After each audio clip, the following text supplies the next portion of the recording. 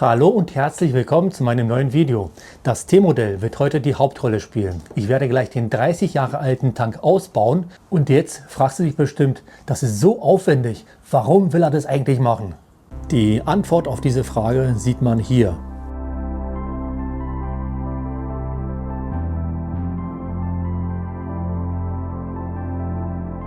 Er hat an mehreren Stellen sichtbaren Rost, deshalb möchte ich ihn untersuchen. Und anschließend werde ich mich um den Unterboden kümmern, der in diesem Bereich frei wird. So, jetzt geht es aber zur Sache. Ich werde erstmal den Sprit ablassen, habe mich an der Stelle für die einfachste Methode entschieden. Ich habe hier die Spritleitung gelöst. Beim Diesel ist diese Aktion eigentlich unbedenklich, beim Benziner ist Vorsicht geboten. So, der ganze Sprit ist jetzt draußen, deshalb kann ich den Kanister entnehmen.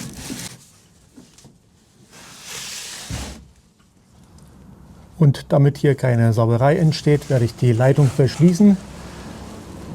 Dafür verwende ich einen Bohrer mit dem Schaftdurchmesser 7 mm. Das ist eine ganz einfache Methode, funktioniert aber. So, im nächsten Schritt wird die andere Leitung gelöst. Die Leitung habe ich direkt am Tank gelöst, weil es leider anders nicht ging. Die Schrauben waren so fest und vergammelt, dass ich mich für diese Variante entscheiden musste. Jetzt werde ich hier den Austritt auch noch verschließen und dann folgen die weiteren Schritte. Und zwar gleich an dieser Stelle. Hier drücke ich die Gummimanschette einfach rein. Und hier ein Blick aus der anderen Perspektive. So sieht es im Fahrzeug aus, nachdem ich die Seitenverkleidung abgenommen habe.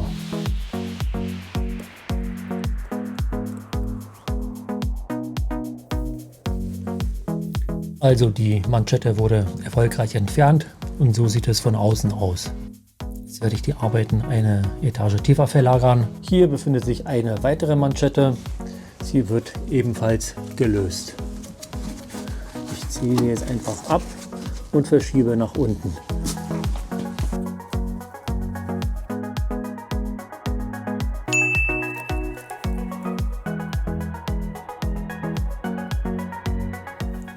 Der nächste Schritt findet im Innenraum statt. Hier muss diese Leitung entfernt werden. Dafür muss eine Schelle gelöst werden. Hier vorne befindet sich die Schraube, ist eine Kreuzschlitzschraube.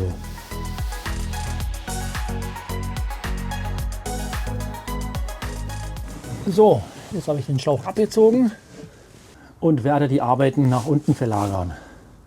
Hier werde ich gleich die Verschraubungen lösen. Aber bevor ich dazu komme, werde ich erstmal den Tank mit einem Rangierwagenheber abstützen. So, ganz vorsichtig. Nicht übertreiben, sonst kann man ganz schnell den Tank verformen. So, das ist ausreichend. An dem Tank gibt es insgesamt 4 Verschraubpunkte. 2 hinten, hier an der Fahrerseite und Beifahrerseite.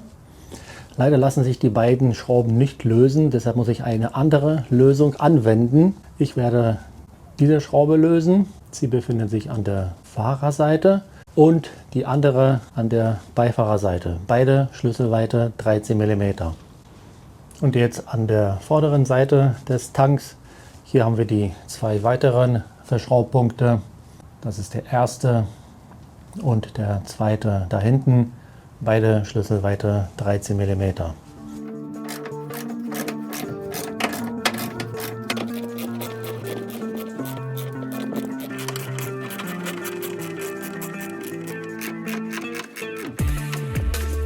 So, und jetzt der Zwischenstand.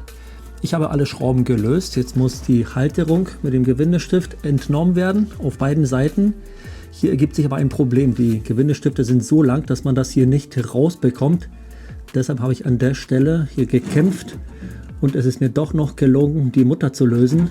Dadurch kann ich jetzt die Schiene nach unten verschieben und habe genug Platz, um die Halterung zu entnehmen. Jetzt werde ich genau das gleiche auf der anderen Seite machen.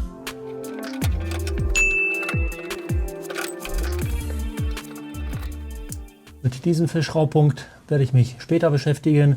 Hier werde ich wahrscheinlich die Schraube abflexen müssen. So, und jetzt ist er soweit, jetzt kann der Tank ausgebaut werden. Im ersten Schritt werde ich den Wagenheber leicht absenken, anschließend den Tank verschieben, so dass ich mit dem Hals aus der Karosserie rauskomme. Und dann ist er draußen.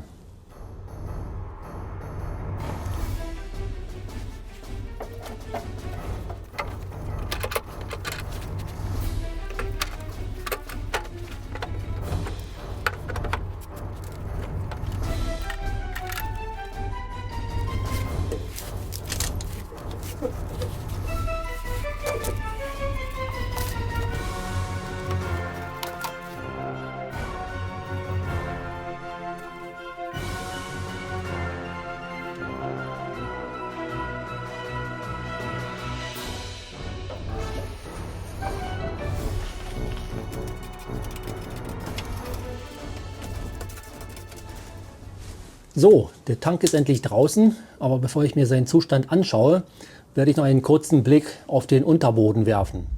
Und so sieht es aus. Ich staune, wie gut der Bereich erhalten ist. Also hier gibt es gar keinen Rost, das sieht wirklich neuwertig aus. In dem Bereich, okay, Rostansätze, das werde ich aber noch entfernen. Aber das hier, das sieht wirklich sehr, sehr gut aus. Der Tank sieht aber schon etwas anders aus. Zum Beispiel hier an der Anschlussstelle sieht man den Rostansatz. Ein weiterer Bereich, der auffällig ist, befindet sich hier. Da sieht man auch den Rostansatz. Das ist aber noch nicht kritisch, das kann man relativ leicht entfernen. Hier im Brandbereich auch Rost im Anfangsstadium. Und so geht es hier weiter am gesamten Umfang. Und jetzt auf der gegenüberliegenden Seite haben wir das gleiche Bild. So, und in dem unteren Bereich haben wir genau den gleichen Zustand. Hier ist auch der Randbereich leicht betroffen auf der gesamten Länge und hier auch. Also im Großen und Ganzen sieht der Tank äußerlich gar nicht so schlecht aus. Die Auffälligkeiten kann man hier auf jeden Fall mit sehr wenig Aufwand beseitigen. Die Rostbeseitigung wird genauso ablaufen wie in dem Video, das ich unten in der Videobeschreibung und in der Infokarte verlinkt habe. Die Werkzeuge und Präparate, die dabei zum Einsatz kommen, habe ich auch in der Videobeschreibung verlinkt. Anschließend werde ich noch den Kraftstofffilter austauschen, der sich an dieser Stelle befindet. Bei der Gelegenheit werde ich auch mit einem Endoskop den Innenraum überprüfen. Wenn dir dieses Video gefallen hat, dann würde ich mich freuen, wenn ich von dir den Daumen hoch bekomme. Ansonsten, wenn du noch weitere Videos von mir sehen willst, dann abonniere meinen Kanal. In diesem Sinne bis zum nächsten Mal.